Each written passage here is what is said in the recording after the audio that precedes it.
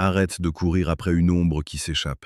Tu passes tes nuits à fixer un écran, à guetter une bulle de notification qui ne vient pas, à disséquer chaque mot d'un silence qui te ronge les entrailles. Tu crois que ton amour est une offrande, mais pour elle ce n'est qu'un bruit de fond. Tu as perdu ton pouvoir parce que tu as peur de la perdre, elle. Mais souviens-toi de ce que disait Marc Aurèle. L'art de vivre ressemble plus à la lutte qu'à la danse. Si tu ne maîtrises pas tes émotions, ce sont elles qui t'enchaîneront au mépris des autres. Tu n'es pas là pour mendier de l'attention, tu es là pour imposer une présence. Avant d'aller plus loin dans cette quête de reconquête, si tu sens que ton désir dépasse ta maîtrise, je t'invite à consulter le 3e lien en description pour télécharger le manuel sexuel du stoïcien impitoyable. C'est l'outil qui transformera ta pulsion en une puissance froide et irrésistible. Le premier message que personne ne peut ignorer, c'est celui qui brise le cycle de la validation. La plupart des hommes envoient des textes qui disent « Je suis là, j'attends, j'ai besoin de toi ». C'est une erreur fatale. Le stoïcisme nous apprend que nous ne pouvons contrôler que nos propres actions, pas les réactions d'autrui. Le premier message doit être un message d'indépendance émotionnelle. Il ne s'agit pas d'insulter, mais de montrer que ton univers est vaste et que sa présence n'est qu'une option, pas une nécessité. Imagine lui envoyer un message qui évoque une expérience sensorielle forte, sans poser de questions, sans attendre de réponse. Une description brève d'un moment de grâce que tu vis seul. Cela crée un vide, et la nature a horreur du vide. Quand elle verra que tu es capable de ressentir de la joie ou de l'extase sans qu'elle en soit la source, son instinct de prédatrice se réveillera. Elle se demandera pourquoi elle n'est plus le centre de ton monde. C'est ici que commence la reconstruction de ton empire intérieur. Pour rejoindre ceux qui ont décidé de bâtir une forteresse mentale, abonne-toi maintenant.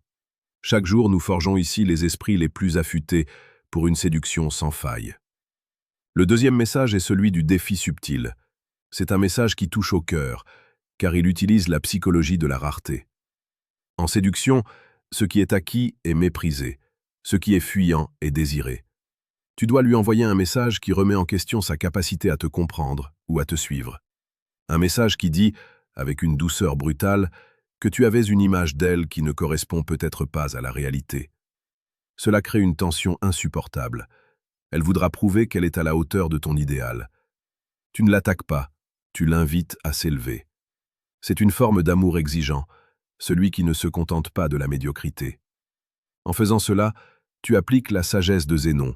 La liberté consiste à vivre en accord avec la raison, et la raison dit que tu ne peux pas chérir quelqu'un qui ne te respecte pas. Si tu veux approfondir cette psychologie de la domination sereine, le 2e lien en description t'attend. Télécharge le manuel brutal du séducteur stoïque. Ne laisse plus le hasard diriger tes relations. Le 3e message est le plus puissant car il est ancré dans le silence. Parfois, le message le plus irrésistible est celui qu'on n'envoie pas, ou celui qui clôt une conversation au moment où elle devient intéressante. C'est le retrait stratégique. C'est dire « je t'apprécie, mais mon temps est mon bien le plus précieux ».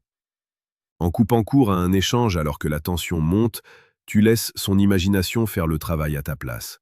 Elle passera des heures à combler les blancs, à imaginer où tu es, avec qui tu es, et pourquoi tu as cessé de lui parler. L'esprit humain est une machine à créer des scénarios, et dans le silence, il crée toujours les plus passionnés. Tu deviens un mystère, une énigme qu'elle brûle de résoudre. C'est là que tu cesses d'être un simple contact sur son téléphone pour devenir une obsession. Tu penses peut-être que ces techniques sont simples, mais elles ne sont que la partie émergée de l'iceberg. Ce que tu as appris aujourd'hui n'est qu'un vernis. La réalité de ce qui se joue dans l'ombre, dans les non-dits et les dynamiques de pouvoir, est bien plus sombre et complexe. Tu peux choisir de rester à la surface, de tester ces messages et d'espérer un miracle. Ou alors, tu peux décider de comprendre enfin ce qui se cache derrière chaque mot qu'une femme t'adresse. Si tu es prêt à affronter la vérité, clique sur le 3e lien en description pour accéder à Décodage, ce qu'elles disent versus ce qu'elles pensent vraiment. Tu peux rester dans l'ignorance et continuer à subir les silences, ou passer au niveau supérieur et prendre les commandes de ton destin amoureux. Le choix t'appartient, mais souviens-toi que chaque seconde d'hésitation est une seconde de pouvoir que tu lui abandonnes. La vie est trop courte pour être passée à attendre. Sois l'architecte de tes émotions. Ne laisse personne avoir les clés de ta paix intérieure. Un homme stoïque n'est pas un homme froid. C'est un homme qui aime avec une telle intensité qu'il est capable de tout donner, mais aussi de tout retirer si la dignité l'exige. Reprends ta place. Sois celui qu'on cherche, pas celui qui cherche. Reviens demain pour renforcer encore davantage ta forteresse mentale. La maîtrise de soi est le seul chemin vers la véritable liberté. Agis maintenant, car demain n'appartient à personne. Laisse un commentaire pour nous dire quelle est la plus grande leçon que tu as tirée de tes échecs passés. Ta voix est une pierre de plus à notre édifice.